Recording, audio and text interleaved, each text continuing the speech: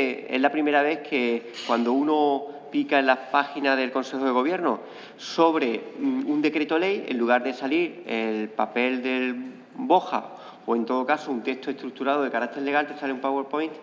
con estructura de Lego acompañándola, explicando lo que es un decreto de ley. Es curioso la opacidad con que la Junta de Andalucía y la frivolidad con que la Junta de Andalucía en un decreto ley que va a afectar tanto a la red de cooperativas y de pequeñas empresas o microempresas que desarrollan la labor y la extraordinaria función de las escuelas infantiles del primer grado de Andalucía, todavía no conozcamos, a pesar de que se aprobó ayer en el Consejo de Gobierno, el texto del decreto ley. Se salta, y no es la primera vez, la ley de transparencia, que saben ustedes que obliga a la publicación de las normas que se aprueban en Consejo de Gobierno,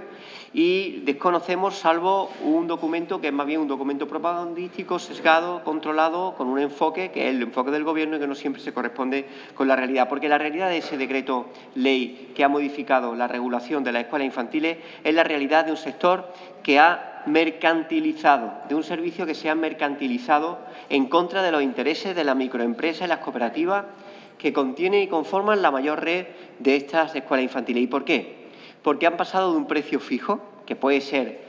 objeto de controversia o no, pero regula en condiciones de igualdad a todas aquellas empresas que se acogen a los convenios con la Junta de Andalucía, por la liberalización del precio entre un precio máximo y un precio mínimo. Con lo cual se está abriendo el paso a que, a través de una economía de escala, grandes empresas, y cuando hablamos de grandes empresas ya lo vamos a anunciar, que son empresas como CLECE, pues van a entrar a saco en este sector para abaratar los precios con una secuencia que conocemos también en otros sectores. Abaratamos los precios, destrozamos el tejido productivo y después nos situamos en régimen de oligopolio que negocia con la Junta de Andalucía, eso sí, dentro de 7, 8, 9 años, cuando esté destrozado ese tejido productivo que se ha creado, a cambio de un precio que seguramente será fijo y al interés de los que van a hacerse con este sector. La amenaza que este decreto ley conlleva a las cooperativas, principalmente conformadas de empleo femenino, a las microempresas que han desarrollado, cuando el sector público lo ha necesitado, el servicio va a ser significativo. Y nosotros queremos decir una cosa.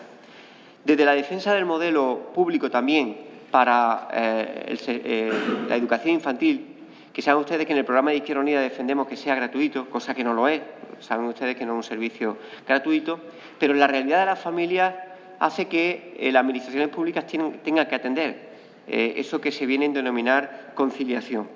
Digo que desde esa defensa de que nosotros aspiramos a que sea un modelo público, actualmente no dejamos de tener en cuenta y reconocer la importancia de la economía social en esta red de escuelas infantiles. Y un Gobierno como el de la Junta de Andalucía lo que tendría que hacer es proteger a ese tejido productivo que genera empleo, que desarrolla con carácter autónomo actividad económica fijada al territorio y que ha sido una fuente de generación de empleo también, sobre todo de carácter de empleo femenino, que está, saben ustedes, en datos como el 59% de las mujeres menores de 30 años en porcentaje de desempleo en Andalucía. Frente a esa secuencia de liberalización y de mercantilización de la escuela infantil, la Junta de Andalucía y la Consejería de Educación se han caracterizado por una ausencia de diálogo. No han tenido en cuenta la reunión del sector. La mesa del sector no se ha reunido. La Junta de Andalucía ha trampeado el diálogo troceándolo, esto es, reuniéndose de manera bilateral con cada una de las partes, nunca de manera única con todos los sectores de la educación infantil. Y solamente no para recibir o recabar información de opiniones, sino para aplicar la táctica de la lenteja. Esto es lo que hay, si no las quiere, las deja. Y frente a eso nosotros creemos que es hora de exigir el diálogo, pero diálogo sincero, no un decreto ley con cumplimiento inmediato y con una discriminación, como ustedes saben,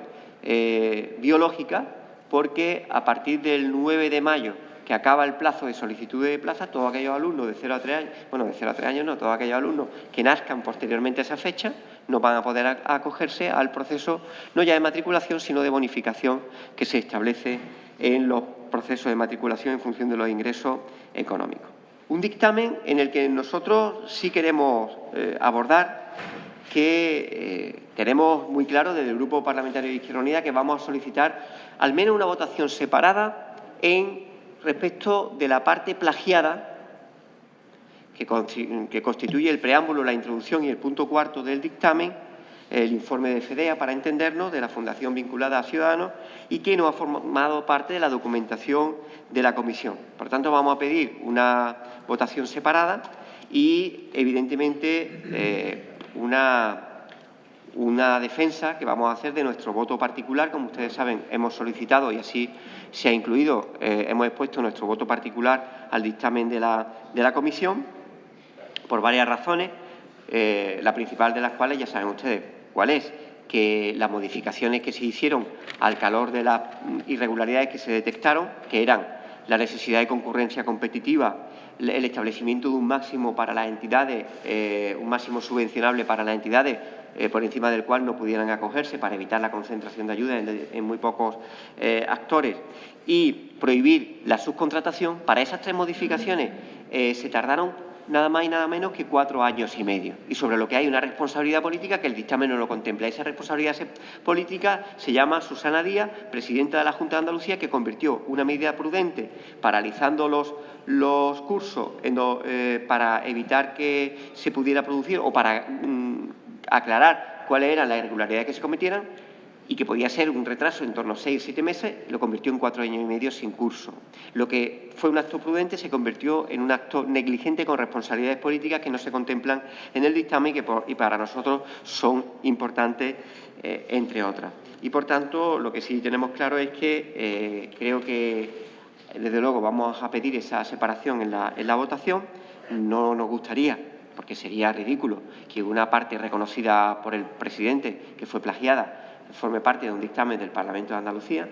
y por eso nos interesa muy mucho que se establezca al menos como mínimo, de manera separada, esa parte del dictamen, independientemente de que, desde luego,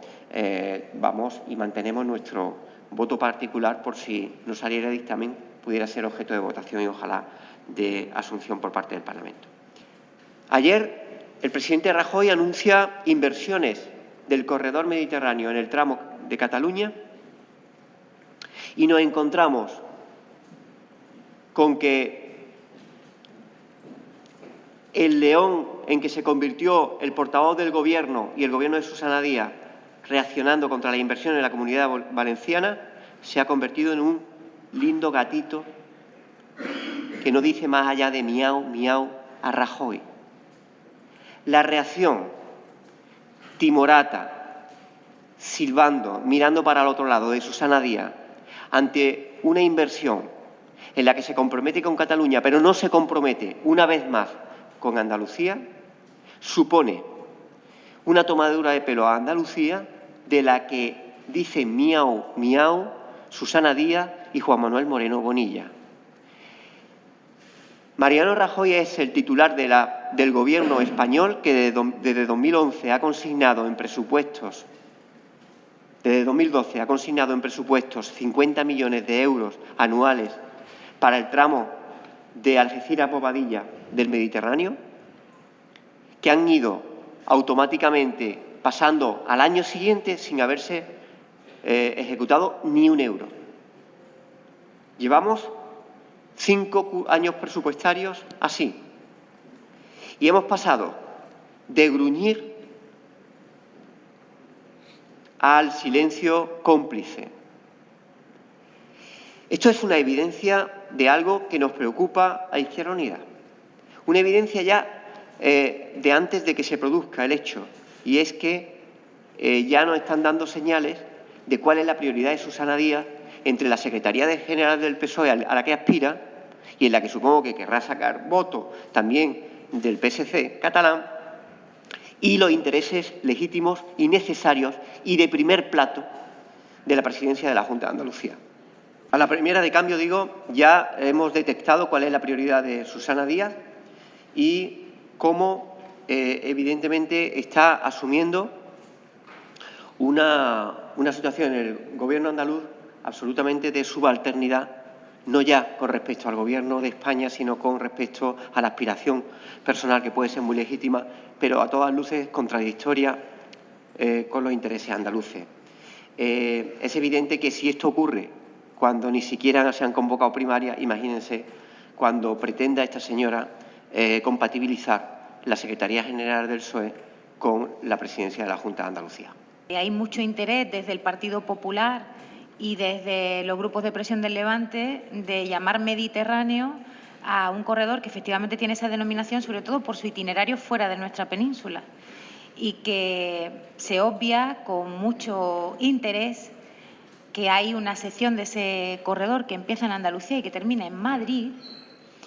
que va desde Algeciras hasta Bobadilla, hasta Antequera, hasta Córdoba, Linares, Baeza, Madrid, que se comparte por el corredor atlántico y por el corredor mediterráneo, y que es un cuello de botella, especialmente en el último tramo, como bien decía Antonio, Algeciras-Bobadilla, porque no está electrificado y condiciona toda la cadena logística y toda la distribución de mercancías por el interior de la península. Y no se le echa un euro precisamente por la fuerte presión de Fermet, de los lobbies levantinos, de los lobbies catalanes, y porque Andalucía no ha sido capaz de hacer ver en el conjunto del Estado que esta es una obra de Estado y que es un requerimiento de la Unión Europea que se finalice esa sección que comparten los dos corredores y que es muy prioritaria, desde luego lo es, por encima de las obras del Levante o de Cataluña. No hay que contemporizar, no es hacernos las víctimas, es que del puerto de Barcelona salen ya 3 juegos de vías y del puerto de Algeciras se sale con máquinas de gasoil y por una vía del siglo XIX. Entonces, esa descompensación, como les decía, condiciona la cadena logística y condiciona la creación de empleo y la modificación o la diversificación productiva de una tierra como la nuestra, que, como bien saben, desde Izquierda Unida consideramos que requiere otro modelo productivo. En una economía baja en carbono, salen del polígono industrial del campo de Gibraltar y del puerto de Algeciras 600.000 camiones al año, un camión cada 49 segundos. Es algo insostenible. Y esa mercancía que no entra, sino que utiliza el puerto de Algeciras exclusivamente como de transbordo, no genera riqueza, no fija plusvalía en nuestro territorio, no genera empleo, no permite que se desarrolle una industria auxiliar ni de transformación de esa mercancía en nuestra tierra. Esa mercancía llega a un puerto y otro barco la recoge y se la lleva a otro puerto. Eso es un modelo que en una zona como Andalucía, con el paro que tenemos y con la necesidad de diversificar las patas de la producción andaluza, no nos podemos permitir que siga postergado. Por tanto, como ya hicimos en su momento, porque si recuerdan, cuando éramos titulares de la Consejería de Fomento y Vivienda, chequeamos todo el proyecto pendiente, cuantificamos la dotación presupuestaria necesaria para finalizar su tramitación administrativa, el estudio de impacto medioambiental, los proyectos para las subestaciones eléctricas, todo lo que requiere hacerse previamente a la licitación de la obra. Vamos a retomar iniciativas institucionales, tanto aquí como cuando se abra la tramitación del proyecto de presupuestos generales del Estado, porque si el mismo consenso que hubo para los presupuestos generales de 2015 se mantuviera o se reeditara para los que están por aprobarse, la mayoría absoluta del Partido Popular ya no podría, porque ya no existe, impedir que una inversión concreta para el corredor en su tramo andaluz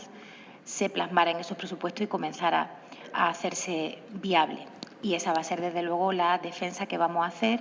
en la que vamos a intentar, como les digo, reeditar el consenso que ya conseguimos cuando gobernábamos en Andalucía, cuando se hizo el acuerdo de Antequera, cuando ese acuerdo lo suscribieron tanto los presidentes de las autoridades portuarias, todas las diputaciones provinciales, muchísimos ayuntamientos, este Parlamento, y nos falló el PP, que como siempre pues tiene 2 caras y 2 palabras. Así que vamos a hacer otra vez ese recorrido, vamos a tratar de volver a conjurarnos en torno a ese acuerdo, porque Andalucía requiere de manera imprescindible de esas inversiones. La Unión Europea lo acaba de requerir recientemente, no hace ni un mes que ha salido el informe que chequea otra vez los retrasos incomprensibles para la Unión Europea de la sección compartida de los 2 corredores. Y, bueno, del Gobierno andaluz habrá que decirle que no se puede contemporizar en un tema así. Por mucho que la presidenta esté en campaña y en otras cosas, Andalucía no puede permitirse un año más de retraso en esta inversión y, desde luego, lo que depende de Izquierda Unida.